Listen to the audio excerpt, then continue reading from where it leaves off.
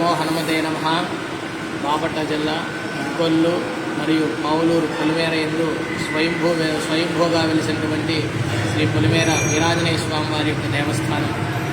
ఈ యొక్క స్వామివారు స్వయంభూ వ్యక్తంగా వెలిసి ఉన్నారు. పూర్వము ఇక్కడ జనసంచారం అనేది చాలా తక్కువగా ఉండేది. ఇది యొక్క అడవి ప్రాంతంలాగా ఉండేది. ఈ ప్రాంతము సాయంకాల సమయమున 5 దాటితే ఈ యొక్క ప్రాంతంలో జనసంచారం జరగకుండా చాలా భయప్రాంతాలతో కూడి ఉన్నవారై ఉంటారు. అప్పుడు ఒక మహర్షి ఈ యొక్క ప్రాంతమునకు బాటసారిగా వెళుతూ ఉండగా మార్గమధ్యలో ఈ యొక్క తటాకం అనేది పూర్వం నుంచి స్వామివారి యొక్క తూర్పు దిక్కులో ఉంది.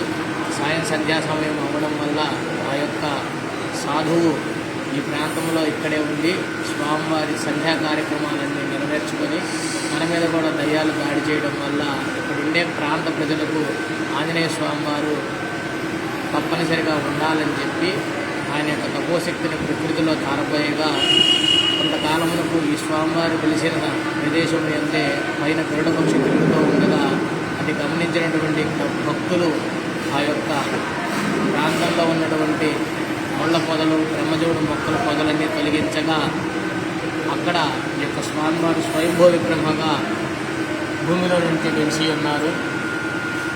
తరువాత కాలంలో అదేవిధంగా స్వామివారిని ఇదే స్థానంలో ఉంచి పూజా కార్యక్రమం నిర్వహిస్తూ ఉండగా 1977 సమయంలో స్వామివారికి ఆలయ నిర్మాణం చేయడానికి పూనుకున్న వారై ఈ యొక్క భక్తుల యొక్క అందరి సహాయ సహకారంతో ఆలయం నిర్మిద్దామనుకున్న సమయంలో స్వామివారికి పైన విమాన శిఖరం ముందు నాకు పంచభూతాలను నిరంతరం నన్ను సేవిస్తూ ఉండాలని చెప్పడం వల్ల ఈ యొక్క దేవాలయంలో పైన విమాన శిఖరం అనేది ఉండదు. పంచభూతాల స్వామివారిని నిరంతరం సేవిస్తూ ఉంటాయి. ఇక్కడ విశేషం ఏంటంటే వచ్చినటువంటి భక్తులు వారి యొక్క స్వహస్తాలతో స్వామివారిని తాకి పూజ చేసుకునేటువంటి అవకాశం కల్పించి ఉన్నారు.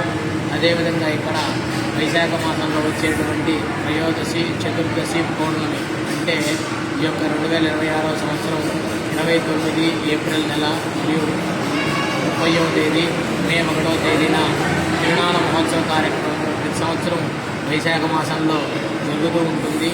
ఇప్పుడు ఇక్కడ ఉండేటువంటి చుట్టుపక్కల ఉండేటువంటి పొలాల్లో పంట సాగు కానందున ఈ యొక్క తిరునాళ మహోత్సవంను హనుమత్ జయంతికి అంటే మే 10, 11, 12వ తేదీల్లో నిర్వహించుటకు ఆలయ కమిటీ పెద్దలు అదేవిధంగా దేవస్థాన అర్చకులు అందరూ నిర్ణయించి ఉన్నారు.